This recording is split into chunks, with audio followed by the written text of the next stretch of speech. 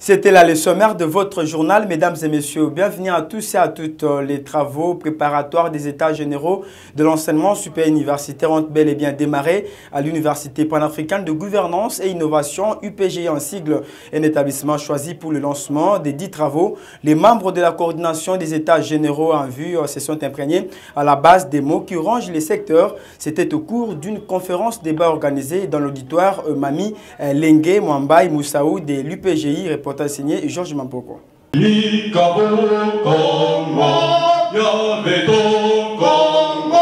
L'auditorium Mami Lengue Mwambai Moussaou de l'Université panafricaine de gouvernance et innovation a refoulé du monde ce mercredi 18 août 2021. Enseignants, étudiants de l'UPGI et ceux venus des autres institutions, à l'instar de l'UNIKIN et l'ULK, chercheurs indépendants et autres, sont venus échanger avec les délégués de la coordination des États généraux de l'ESU, question de leur présenter les doléances et suggestions pour la réussite des prochaines assises qui viseront l'amélioration de la formation des universitaires congolais. Après les riches exposés des éminents intervenants du jour, l'assistance a suffisamment eu droit à la parole pour des questions et propositions. Dans l'unanimité, les conférenciers ont noté la défaillance du système éducatif actuel qui est rongé par la corruption, le tribalisme, le clientélisme, mais aussi et surtout qui ne reflète pas la réalité congolaise. Certains sont allés loin jusqu'à récuser le système LMD qui, selon eux, n'est pas l'apanage de la RDC. Ils souhaitent un système qui prend en compte les problèmes auxquels fait face la société congolaise en vue de leur résolution par ses universitaires produits. Le choix de l'Université panafricaine de gouvernance et innovation pour le lancement de ces travaux préparatoires se justifie par le projet que l'établissement a présenté à la coordination, mais aussi fait marque de considération vis-à-vis des institutions privées, a signifié le représentant du ministre, le professeur Lusamba. Nous avons senti la motivation de l'IPJ qui a présenté un projet d'atelier, de journée scientifique, avec une date précise, avec un chronogramme. Et cela a été apprécié au niveau de la coordination des États généraux, de l'ESU. C'est ainsi que nous démarrons par cette institution. Aussi, nous lançons un signal fort. Les universités privées se sentent négligées, ne sont pas considérées par rapport aux universités étatiques ou publiques. Mais voilà, c'est un exemple. Nous commençons aujourd'hui cette campagne par une université privée. Donc cela prouve l'importance que le ministère accorde à cette institution, mais aussi à l'association des universités privées. D'abord, c'est la détermination du gouvernement.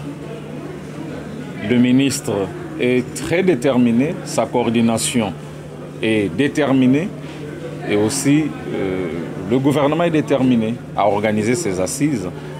Je venais tantôt de vous dire qu'il y a de cela 25 ans qu'il n'y a pas eu des États généraux de l'ESU.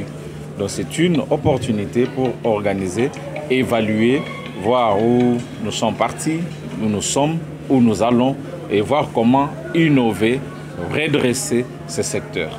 Donc vous avez toute la garantie, je vous rassure, que les États généraux auront bel et bien lieu le mois prochain. Pour sa part, le professeur Célestin Moussaou Kalombo-Mbouyou, président du conseil d'administration de l'UPGI, a salué la détermination de la jeunesse estudiantine qui voudrait la revitalisation du système éducatif congolais. Le contexte d'organisation de cet atelier, de ces discussions dans le cadre du lancement des États généraux de l'enseignement supérieur universitaire.